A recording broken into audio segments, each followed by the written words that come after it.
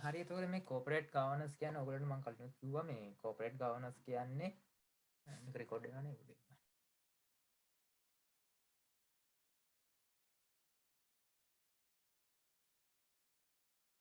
හරි රෙකෝඩ් වෙනවා. එතකොට මේ කෝපරේට් ගවර්නන්ස් කියන්නේ මේ මෙහෙමයි. එතකොට මේ ඔයගොල්ලෝ දන්නවා ව්‍යාපාරයක ව්‍යාපාර ඕගනයිසේෂන් බ්‍රවුන්ඩ් එකකින් කියන්නේ අපි ඕගනයිසේෂන් බ්‍රවුන්ඩ් එකකින් බ්‍රවුන්ඩරි කියලා තියෙන වචනේ කියන්නේ බ්‍රවුන්ඩරි එකෙන් එළියේ ඉන්න ස්ටේක් හෝල්ඩර්ස්ලා ඒ වගේම ස්ටෝක් හෝල්ඩර්ස්ලා දෙකක් ඉන්නවා.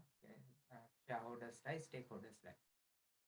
එතකොට ෂෙයා හෝල්ඩර්ස් කියන්නේ සාමාන්‍ය කොටස් හිමියෝ නැත්නම් ව්‍යාපාරයේ අයිතිය තහවුරු කරගත්ත කට්ටිය. දැන් ඒකට අයිති ව්‍යාපාරයේ අයිතිය තියෙන ඒගොල්ලන්ට. එතකොට ස්ටේක් හෝල්ඩර්ස්ලා කියන්නේ මේ ඇල්මැති පාර්ශ්වයන්. එතකොට මේගොල්ලෝ ව්‍යාපාරයෙන් එළියේ ඉන්නවා. එතකොට ව්‍යාපාරයේ ඕගනයිසේෂන් බ්‍රවුන්ඩරි එක ඇතුලේ ඉන්නවා කල්පනාකරුවෝ සේවකයෝ වගේම එහෙම කට්ටිය ඉන්නවා. එතකොට මේකෙදි ව්‍යාපාරයක අයිතිකාරුවෙකුයි කළමනාකරුවෙක් දෙන්නෙක් වුණාම දෙන්නට තියෙන වෙන වෙන ඔබ්ජෙක්ටිව්ස් අරමුණු තියෙනවා. ඒතකොට මේවා එක එක්කෙනා ඒතකොට මේ කියන්නේ මේ අරමුණු මැච් වෙන්නේ නැහැ එක එක්කෙනාට. ඒවා ඩිස්මැච් වෙනවා. කියන්නේ ගැලපෙන්නේ නැහැ. එහෙම වුණාම කළමනාකරුවෝ කරන්නේ ඒගොල්ලන්ගේ ඉන්ට්‍රස්ට් එක නැත්නම් ඒගොල්ලෝ කැමති දේ ඒගොල්ලන්ගේ ලිවිං ස්ටෑන්ඩඩ් එක වැඩි කරගන්න බලනවා. නැත්නම් ඒගොල්ලෝ ඉන්න තැනින් මොකක් හරි අඩියක් ඉස්සරහට තියලා ඒගොල්ලෝ අනිකන් මේ සෝෂල් ස්ටේටස් එකක් හදාගන්න ඒ වගේ දේවල් වලට තමයි ඒගොල්ලන්ගේ ඔබ්ජෙක්ටිව් එක තියෙන්නේ. එතකොට ෂෙයා හෝල්ඩර්ස්ලාගේ ඔබ්ජෙක්ටිව් එක තියෙන්නේ ඒගොල්ලන්ට මේ වැඩිපුර දෙයක් උපය ගන්න. ඒ කියන්නේ ඒගොල්ලන්ගේ ෂෙයා මාකට් එකේ ෂෙයා ප්‍රයිස් එක. ඒ කියන earning per share කියලා. ඒතකොට ඒක මැක්සිමයිස් කරගන්න තමයි මේ ෂෙයා හෝල්ඩර්ස්ලා බලන්නේ. ඒතකොට මේ දෙක ඩිස්මැච් වෙනවා. ඒතකොට ඒ කියන්නේ එක ගැලපෙන්නේ නැහැ. ඒතකොට මේකෙදි කම්ප්ලික්ට් ඇති වෙනවා. ඒතකොට ඕගනයිසේෂන් එකේ තියෙන ඔබ්ජෙක්ටිව් ඉටු කරගන්න නෙමෙයි කළමනාකරුවෝ වැඩ කරන්නේ. එහෙම ප්‍රශ්න තියෙනවා. අපි මේකයි මේ ගැන කතා කළා මේ අර්ජන්සි තියරි එකෙත් කතා කළා. ඒතකොට මේකෙදි මේ කෝපරේට් ගවර්නන්ස් කියන්නේ මේක ගවර්න් කරන්නේ. මේක කියන්නේ මේ කෝපරේට් ගවර්නන්ස් කියන්නේ මේ යහ පාලනය. ඒතකොට ගවර්නන්ස් කියන්නේ මේ යහ පාලනය. ඒතකොට මේක මේ යහපාලනය බිස්නස් සෙක්ටර් එකට ගෙනල්ලා නිසා කෝපරේට් ගවර්නන්ස් කියලා කියනවා. ඒක ව්‍යාපාර යහපාලනය කියලා මේ කෝපරේට් මේ ගවර්නන්ස් කියලා කියන්නේ. ඒත් මේකෙදි කරන්නේ අපි නීතිය කියන්නේ මේක රාමුවක් හදනවා. කියන්නේ ෆ්‍රේම් එකක් හදනවා. මේක ඇතුලේ තමයි ඔයගොල්ලෝ වැඩ කරන්නේ. කළමනාකරුවෝ වැඩ කරනවා මේ ෆ්‍රේම් වර්ක් එක ඇතුලේ. ඒගොල්ලන්ට ස්ට්‍රක්චර් එකක් දෙනවා. ඒගොල්ලන්ට මෙෂර් කරන කන්ට්‍රෝලින් දෙනවා. එක මෙෂර්මන්ට් දෙනවා. ඔඩිටින් ඒවා දෙනවා. ඒතර ඒගොල්ලන්ට එක රූල්ස් ඇන්ඩ් රෙගියුලේෂන් දෙනවා. ඒතර මේකෙදි මේ කම්පැනි එකක් කොහොමද මේ ඒ ඔබ්ජෙක්ටිව් ඇචීව් කරන්න කොහොමද මේගොල්ලෝ මේක මේ මෙහෙවන්නේ කියන එක තමයි කෝපරේට් ගවර්නන්ස් කියලා කියන්නේ. සරලවම කිව්වොත් මේ කෝපරේට් ගවර්නන්ස් කියන්නේ මේ කොහොමද මේ ආරක්ෂා කරන්නේ මේ ස්ටේක් හොල්ඩර්. ඒ කියන්නේ ඇල්මැති පාර්ශවයන්ගේ උවමනාව. කියන්නේ ඒගොල්ලන්ගේ ඉන්ට්‍රස්ට් එක කොහොමද ආරක්ෂා කරන්නේ කියලා තමයි මේ කෝපරේට් ගවර්නන්ස් එකෙන් කියන්නේ. ඒතකොට මේකෙදි කතා කරනවා මේ ස්ලයිඩ් එකේ තියෙන is a system of structuring මේක සිස්ටම් එකක්. මේක ක්‍රියාවලියක් ස්ට්‍රක්චර් තියෙන operating and controlling. ඒතකොට මේක ඔපරේට් වෙනවා control වෙනවා. ඒතකොට මේක කියන්නේ මේක ස්ට්‍රක්චර් කියන්නේ මොකක් හරි පිළිවෙලකට කියන්නේ නීතිමය ඊකල් මේක නිකන් පිළිවෙලකට තියෙන මෙහෙම කියන්නේ මේකෙන් තමයි control කරන්නේ. මේ corporate governance කියන framework එකෙන් තමයි control කරන්නේ. ඉතින් මේකෙදි ස්ටේක් හෝල්ඩර්ස්ලා තමයි තියෙන්නේ. ෂෙයා හෝල්ඩර්ස්ලා, ක්‍රෙඩිටර්ස්ලා, එම්ප්ලොයර්ස්ලා, කස්ටමර්ස්ලා, සප්ලයි කියන ඒ stake හෝල්ඩර්ස්ලා and comply with legal and regulatory requirement. ඒගොල්ලන්ට නීතිමය හා නීතිමය අවශ්‍යතාවයන්. ඒ වගේ ඒවා තමයි මේ කියන ෆ්‍රේම්වර්ක් එක මම කියපු අදහස උඩ තියාගන්න. ඒක තමයි තියෙන්නේ. මේකෙදි කොහොමද මේ ස්ටේක් හෝල්ඩර්ස්ලාගේ අරමුණු කරගන්න කොහොමද ව්‍යාපාරය මෙහෙවන්නේ කියලා තමයි මේ කෝපරේට් ගවර්නන්ස් එකේදී කතා කරන්නේ. හරිද?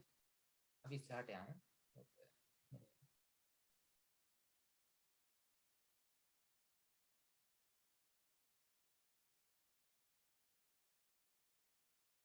මේක එකක් එක සයිඩ් මගේ අරලා ඇවිල්ලා තියෙන්නේ.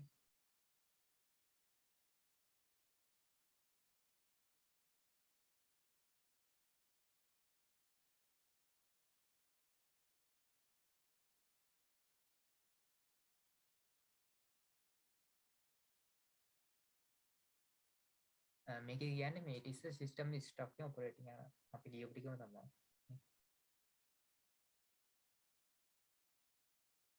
මෙති මේ corporate governance system is a part of the wild instruction regulator and relationship between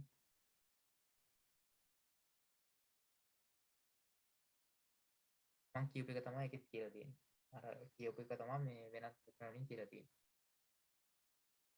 ඊට පස්සේ මේක ඊට corporate governance කියන්නේ මොකක්ද?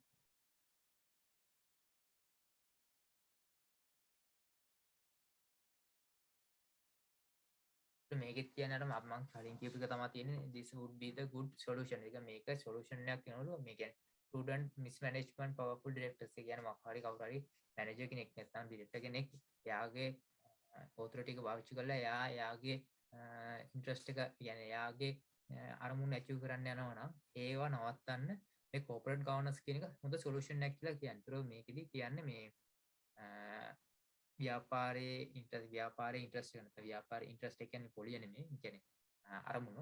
ඒත් මේ ව්‍යාපාරයේ ඔබ්ජෙක්ටිව් achieve කරන්න යොදා ගන්න පුළුවන් හොඳම ක්‍රමවේදයක් තමයි මේ corporate governance කියලා කියන්නේ. ඒක තමයි මේකෙදි පළවෙනි එකෙන් කියන්නේ. ඒතකොට මේකෙදි අර මම කලින් කියපු එක තමයි මේ සයිකල් කියන්නේ මතක තියාගන්න ඕනේ ඒක තමයි. ඊපස්සේ corporate governance gain much attention with collapse of world ඒක මම හිතන්නේ මේ corporate governance කියන එකට attention එක මේ කියන්නේ ඒක ගැන අවධානය යොමු වෙන්න හේතුව තමයි මේ collapse කියන්නේ කඩා වැටීමක් මොකක් හරි මේ world camp Enron and world camp කියලා මොකක් හරි කම්පැනි දෙයක් වෙනවා ඒ දෙකේ කඩා වැටීම ඒ කියන්නේ ඒගොල්ලන්ගේ මොකක් හරි කළමනාකරුවන්ගේ මොකක් හරි අභිමතයේ විදියට වැඩ කරන්න කියලා ඒගොල්ලන්ගේ කම්පැනි කඩා වැටෙන්නේ. ඒකට ඒක හින්දා තමයි මේ corporate governance ගැන attention එක. කියන්නේ ඒක දැන අවධානය මේ යොමු වෙලා තියෙන්නේ මේ කම්පැනි දෙකේ කඩා වැටීමක් ගැන මොකක් හරි ඒ වගේ එකක් තමයි මේකදී කියන්නේ. in Sri Lanka with the collapse. ඒතර මේ ශ්‍රී ලංකාව ඇතුලේ ප්‍රමුඛ බැංක් ගෝල්ඩන් කී ඒ වගේ ආයතන වලත් මේ කියාගෙන ඒ වගේ ආයතන වලත් මේ ලංකාවේ ඇතුලේ තියෙන මේ ජෙන ෆයිනෑන්ෂල් සෙක්ටර් එකේ බ්‍රේක් ඩවුන් වුණානේ. ඒතර ඒවා හේතුනෙත් ඒගොල්ලන්ගේ මැනේජර්ස්ලාගේ කියන්නේ අර වැඩ කරන්නේ නැති තීරණනේ. ඒතර ඒවා හින්දා ඒවා මේ හරියට කර්මලාකරණය කරන්න බැරි චීනනේ. ඒ වගේ හේතු හින්දා තමයි මේ corporate governance කියන එක ඕන වෙන්නේ කියලා තමයි මේකද කියන්නේ. The corporate governance debate center around the responsible of the board of directors. Around the responsibility of විනාඩි දෙන්න.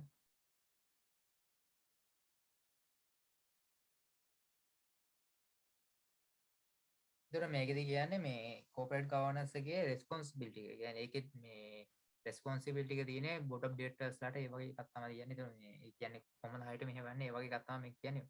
අන්තිම වර්ඩ් එක නම් මට හරියට ෂුවර් නෑ. හරි. ඊට පස්සේ corporate governance committee in UK and US. ඒතර මේ UK වල තිබිච්ච committee එකයි US වල තිබිච්ච committee එක ගැන මේකද කියන්නේ. ඒතර මේකෙදි මේ statutory report කියලා එකක් තියෙනවා 1992 board of directors ලා. ඒතර මේකෙදි කියන්නේ මේ statutory report එකෙන් කතා කරන්නේ කොහොමද මේ directors responsibility. මේකෙදි recommend කරලා තියෙනවා directors responsibility ඒගොල්ලන්ගේ වගකීම් මොනවද කියලා ව්‍යාපාරයක් ඇතුළේදී. මේ 1992 statutory report එකෙන් තමයි ඒක කියන්නේ directors ලාගේ responsibility එක මොකක්ද කියලා. ඊට පස්සේ Kimberley report එක කියලා තියෙනවා. ඒකෙන් කියලා තියෙනවා මේ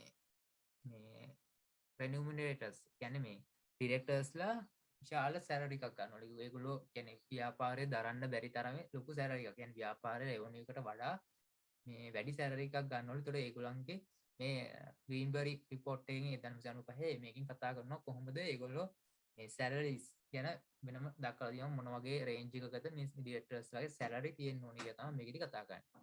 Humber report combined code මේකෙදි මේ corporate governance එකේ රෝල් එක කියන්නේ මොකද්ද මේ රෝල් එක වෙන්න ඕන corporate governance එකේ මොකද්ද රෝල් එක වෙන්න ඕන contribution එක මේ business perspective එක prosperity කියලා කියන්නේ. මෙතන මේකෙදි කියන්නේ රෝල් එක ගැන කතා කරනවා. මතක තියාගන්න රෝල් එක ගැන තමයි මේ Humber report නියවන ලොකුට වැදගත් වෙන්නේ.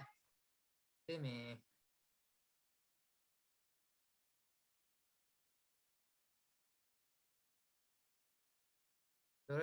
Turnbull committee මේකේ කරන preparation guideline for the corporate. ඒක මේකේ තමයි guidelines preparate කරලා තියෙන්නේ. ඒක guideline ගැන කතා වෙන්නේ front door committee එකේදී. මේ වචන pronunciation පොඩක් අවුල් ඇති ඔය හිතන්න එපා.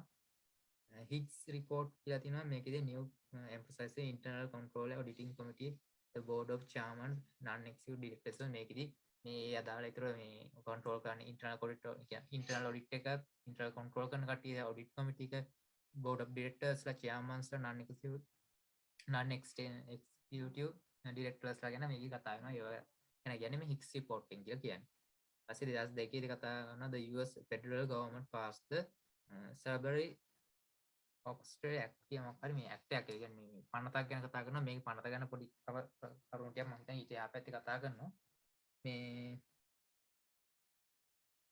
සර්බරි ඔක්ස්ෆර්ඩ් ඇක්ට් එක කියන්නේ මේකත් අහන්න පුළුවන් MCQ එකට මේ US එකෙන් තමයි මේක මේ පාස් කරලා තියෙන්නේ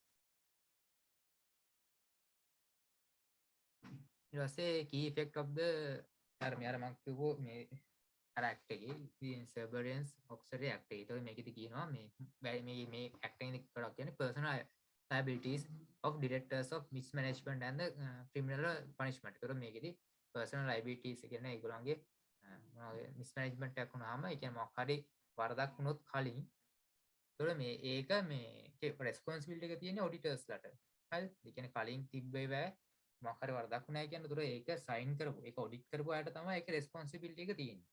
ඒතකොට මේකෙදි කියන්නේ මේ ඇක්ට් එක ආවට මේක මම කියන 2002 නේ දැම්මේ.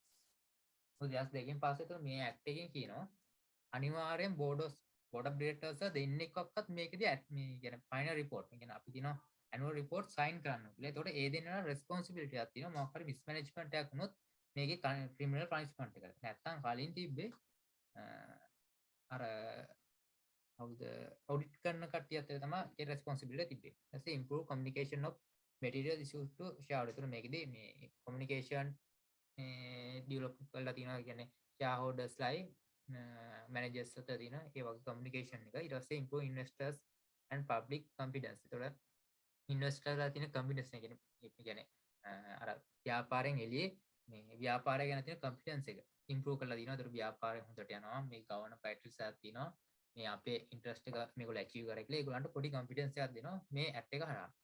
improve internal control and external audit for the companies. So මේකෙදි internal audit එකකුයි external audit එකකුයි කියලා මේ company වලට දාලා ඒතර ඒගොල්ලන්ගේ මොකක් හරි වැරද්දක් තියෙනවනේ ඒක correction කරන්න මේ ඒගොල්ලන් audit කරන්නයි කියලා කියන්නේ අර stock check කරනවා ඒ වගේ වාර්තා හරිය තියලා තියෙනවද කියලා බලනවා ඒ වගේ process එකක් අනිත් ඒ වගේ මේ කියන්නේ පාලනය කිරීමේ process එකක් නැත්තම් මේ අර agency cost එකක් වගේ එකක් තමයි මේ ඒක දරලා ඒගොල්ලෝ improve කරලා තිනවා governance කියන්නේ stakeholders ලගේ interest එක achieve වෙනවා කියලා.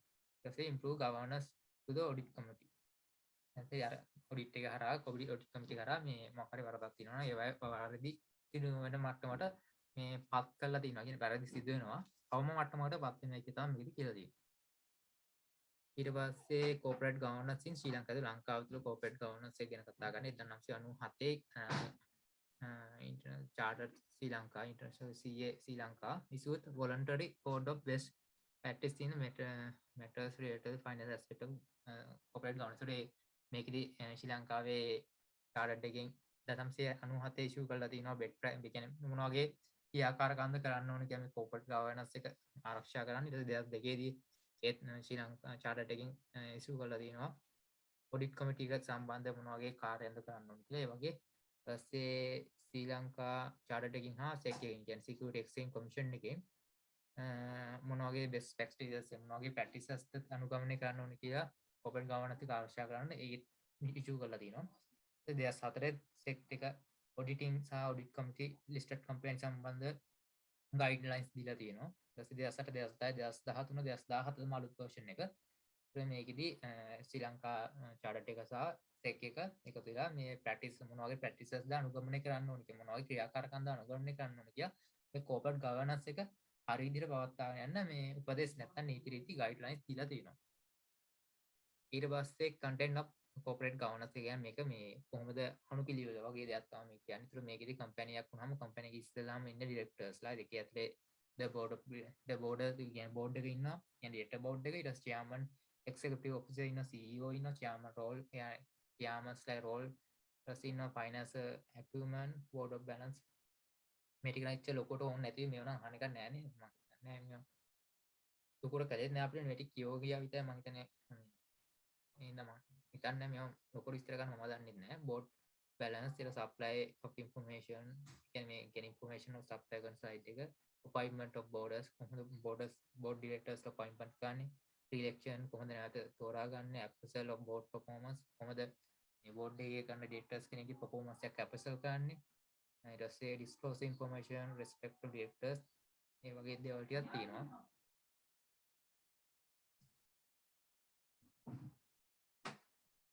ඊටසේ ඩිරෙක්ටර් රිමුනේටර්ස් ඒ කියන්නේ මේ සැලරි සම්බන්ධ දේවල් තියෙනවා කොහොමද සැලරි ප්‍රොසීඩියර් එක ලෙවල් ඔෆ් මේකප් රිමුනේෂන් කොහොමද ලෙවල් අප් වෙන්නේ ඩිස්ක්ලෝසර් කියන මොනවා අනාවරණය ගන්න ඕන සැලරි සම්බන්ධ ඒ ගැනත් තමයි මේ ගන්න නේද රිලේෂන් විත් ෂෙයාර් හෝල්ඩර්ස් කොහොමද රිලේෂන් තියාගන්න ෂෙයාර් හෝල්ඩර්ස් ලා ගැන තමයි මේ සියෙන් කතා කරන්නේ constructive use of the annual meeting ඊටසේ ඒ කියන්නේ මේකෙදි ජෙනරල් මීටින් එකක් annual meeting එකක් එහෙම මේ තියාගෙන ඒගොල්ලන්ට ව්‍යාපාර සම්බන්ධ තොරතුරු කමියුනිකේට් කරන්න ඕනේ කියලා කියන්නේ අනිවාර්යෙන් වර්ෂයකට පාරක්. ඊපස්සේ කමියුනිකේෂන් විච් ආවර්ඩර්ස් ඒගොල්ලන්ට නිරන්තරයෙන් කමියුනිකේට් කරන්න ඕනේ ව්‍යාපාරයේ සැබෑ තත්ත්වය පිළිබඳව. ඉතින් මේ කියන්නේ ඒතර එකක් මේ කියන්නේ කමියුනිකේට් මේ C2 එකට තමයි ඔය ක්වාටර් රිපෝට් එක හදන්නේ ඒවට. මේ කියන්නේ මැටීරියල් ට්‍රාන්සැක්ෂන්. මොකක් හරි විශේෂිත වූ මොකක් හරි ට්‍රාන්සැක්ෂන් එක නැත්නම් මැටීරියල්ස් ඒ කියන්නේ මූල්‍යමය විදියට බලපන් ට්‍රාන්සැක්ෂන් නැත්නම් ඒ කියන්නේ දැනුවත් ගන්න ඕනේ. ඒ වගේ කියන්නේ විශාල පරිමාණයේ මුදල් ට්‍රාන්සැක්ෂන් ඒ වගේ දේවල්.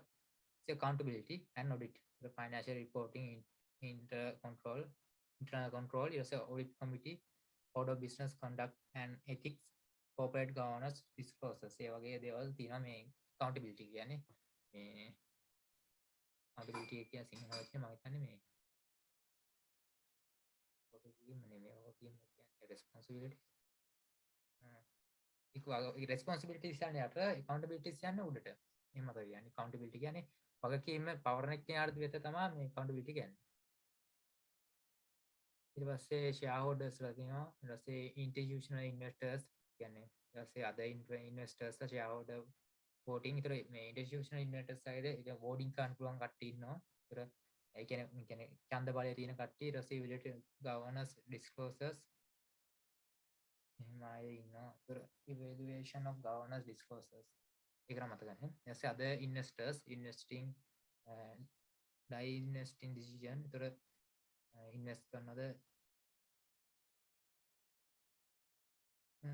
මේ ඉන්වෙස්ටර් දෙකට මට හරියට මතක නැහැ ඊට පස්සේ sustainability reporting කියන්නේ කොහොමද පරිසරය මේකේ තියෙන human එක ගැන කතා කරනවා ඊට පස්සේ society එක ගැන කතා කරනවා ඊට පස්සේ තව component තුනක් ගැන කතා කරනවා මම ඉතින් slide වල තියෙනවා මේ sustainability reporting වල component තුනක් ගැන කතා කරනවා ඒ තුනට අදාළ තමයි මේ කියන්නේ environment and society and governance ඒ ටික තමයි තියෙන්නේ මේ කියන්නේ මේ corporate governance එක ඇතුලේ තියෙන මේවා වෙන්නේ නැති මේ ලංකාවේ තුල කියන්නේ ඒක ඇතුලේ තියෙන රූප කියන්නේ framework එක වෙන්නේ නැති මේ සමහර විට දන්නේ හරියට මේක නම් ඊට පස්සේ කොහොමද corporate governance එක සිදු වෙන්නේ කියලා structure එක දීලා තියෙනවා මේ කියන්නේ ඩිමෝ ආයතන මේ කියන්නේ මොකක් හරි ආයතනයක ඇත්තට තියෙන එකක මේකේ structure එක තියෙනවා shareholders ලා ඉන්නවා board of directors ලා ඉන්නවා ඒගොල්ලෝ පත් කරනවා remunerator committee එක nomination committee auditing committee එක PPT review committee RPT කියන්නේ මොකක්ද RPT කියන්නේ ඒක දන්නේ ඊට පස්සේ ඒගොල්ලෝ ඒ අතටම තවත් ඒ සමාන ෆන්ක්ෂන් ටිකක් තියෙනවා group management committee sustainability committee කියලා. ඒකට මේවා තමයි මේ committee දාලා ඒතර කියන්නේ ඔයගොල්ලෝ ස්ට්‍රක්චර් එක වැඩි වෙන්න වැඩි ගන්න තියෙන හැකියාව අඩු වෙනවා. ඒකට ඒගොල්ලන්ගේ ඔතන ටික බෙදලා යනවා.